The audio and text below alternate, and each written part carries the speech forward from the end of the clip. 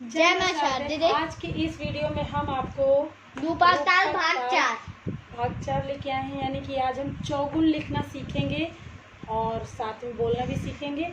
Next मतलब जो अगला वीडियो आएगा उसमें हम ताली खाली भी समझाते हुए पूरा वीडियो बनाएंगे उस पर। तो उसमें तो लगातार एक गुण, दुगुन, त्रिगुण, चौगुन हम बताएंगे, लेकिन आज यहाँ हम आपको चौगुन की लयकारी सिखाने वाले हैं और कैसे उसको लिखने का आसान तरीका सीखेंगे, कैसे लिखना है और कैसे उसको बोलना है। ठीक है, तो शुरू करते हैं।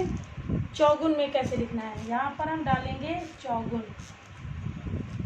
एक मात्रा में चार मात्रा गाई जाए तो उसको चौगुन कहते हैं। ठीक है, एक मात्रा में 4 मात्रा बोलना या लिखना चौगुन कहलाता है। तो हम यहाँ शुरू करते हैं। हमने आपको पिछले वीडियो में समझाया था कि लयकारी का आसान तरीका सबसे क्या होता है, कैसे आसान तरीका। पहले आपको ठा लिखना होगा, पास पास।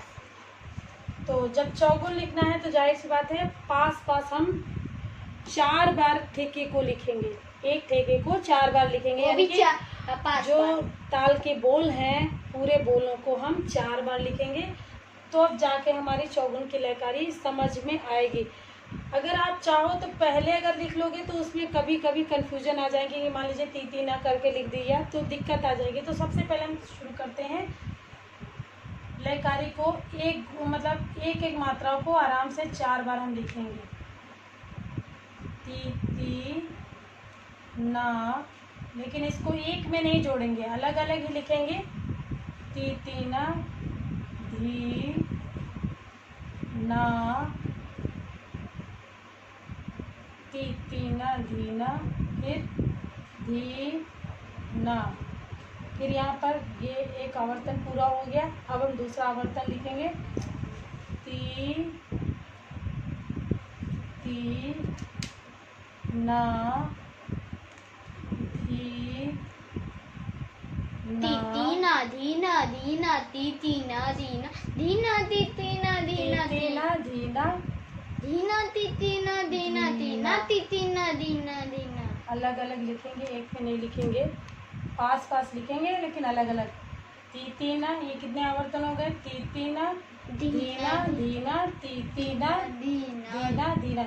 आप लोग जब भी लिखिए तो ये ध्यान में रखते हुए लिखिए कि कभी कभी लिखते चले जाएंगे तो चौगुन में नहीं आ पाएगा। सबसे पहले आवर्तन को समझ लीजिए, कितनी मात्राओं का आवर्तन है, एक ताल कितनी मात्रा की है, उसी ताल को हम 4 बार लिखेंगे तब जाके आवर्तन पूरा होगा। तीन ये 2 बार हो गया। अब यहाँ पर हम फिर से लिखेंगे कि पचगुन आपको बहुत आसान लगेगी। ती ना, एक, दो, तीन। यहाँ पर लिखेंगे तीना, दीना, दीना, तीना, तीना, दीना, दीना, तीना, दीना, ती ना, ना, दीना, दी ना, तीना, दीना, हम दीना। इसको पास पास नहीं लिखेंगे, तब तक चौगुन में नहीं आएगा, तब ठा में हो के जाएगा। बाद हमारा आएगा ना। अगर हम इसको पास पास नहीं लिखेंगे तो ये ठा में हो जाएगा। धी ना, धी ना। अब हमारा हो गया ती ना, धीना, धीना। 3 आवर्तन हो गया। चौथा आवर्तन है, फिर लिखेंगे ती ना, ना, तीना, धीना, धीना।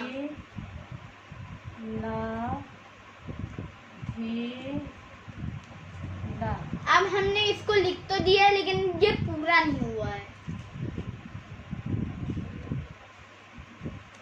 ध्यान रखिए, कभी भी जोड़ के मत लिखिए। जब भी आप लिखना शुरू करिए तो ऐसे करके, और बीच में गैपिंग जरूर रखिएगा 2 लाइनों का। मतलब जैसे आप कॉपी में लिख रहे हैं तो 2 लाइनें छोड़ करके लिखिएगा या 1 लाइन छोड़ करके लिखिएगा, कि मतलब उसमें आपको विभाग भी लगाना है और नीचे बांधना है मात्राओं को और सम और खाली ताली दर्शाना है। तो इसलिए थोड़ा दूर दूर पे लिखिएगा और ध्यान से ये लिखिएगा कि मतलब जो है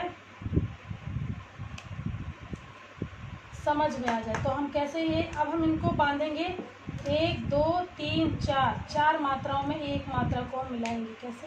एक, ठीक है। और फिर हम 1 2 3 4 4 मात्राओं को फिर हम मिलाएंगे ध्यान करके, क्योंकि अगर जरा भी गड़बड़ हुई तो ये ताल बदल जाएगी, मतलब गलत हो जाएगी। फिर ध्यान से तीना धीना, तीना धीना को जोड़ना, फिर धीना तीती को जोड़ना है, ऐसे करके, ठीक है। फिर ये हम यहाँ पर जोड़ेंगे नाधी नाधी, 4 मात्रा हो गई। फिर ना तीना नाती ना तीना, ती तीना, धीना, फिर धीना धीना। देखिए चौगुन में आराम से आ गया। अब हम विभाग लगाएंगे, 1 2 3 3 मात्रा, ऐसे करके हमेशा ध्यान करके, क्योंकि बहुत गलतियाँ होती हैं जब बड़ी मात्राओं में यानी कि चौगुन या अठगुन में लिखना होता है, तब बड़ी गलतियाँ होती हैं विभाग में। तो सबसे पहले जब मात्राएं आप बांध दीजिए तो लिख लीजिए 1 2 3, ऐसे विभाग लगा दीजिए। फिर 1 2, यहाँ पे 2 पे विभाग आया, 1 2। अब यहाँ इतना तो हमने लिख दिया, फिर हम ताली एक सम, फिर दूसरी ताली, फिर ये तीसरी ताली, ठीक है। अब यहाँ पर हमने ये कर दिया। अब ये दूर दूर जो अक्षर लिखे थे हम इनको एक ही में जोड़ देंगे, जिससे पता चल जाए कि ये चौगुन की लहकारी है। ओके, इस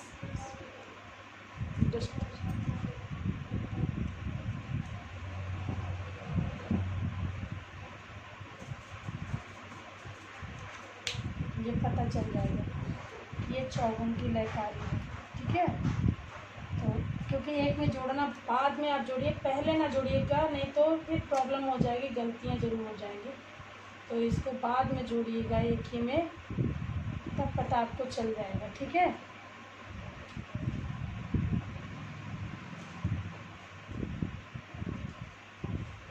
इसके बोल हम लिख देंगे, जिससे आपको पढ़ने में आसानी हो जाए। लेकिन लिखने में जब आप लिखिएगा तो आसानी से लिखिएगा।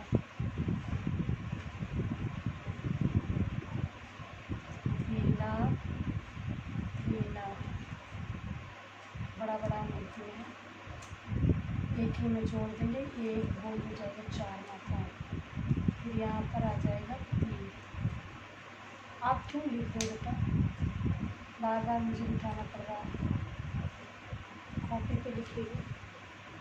तो ऐसे करके ये बोल हमारे तैयार हो जाते हैं चौगुन में।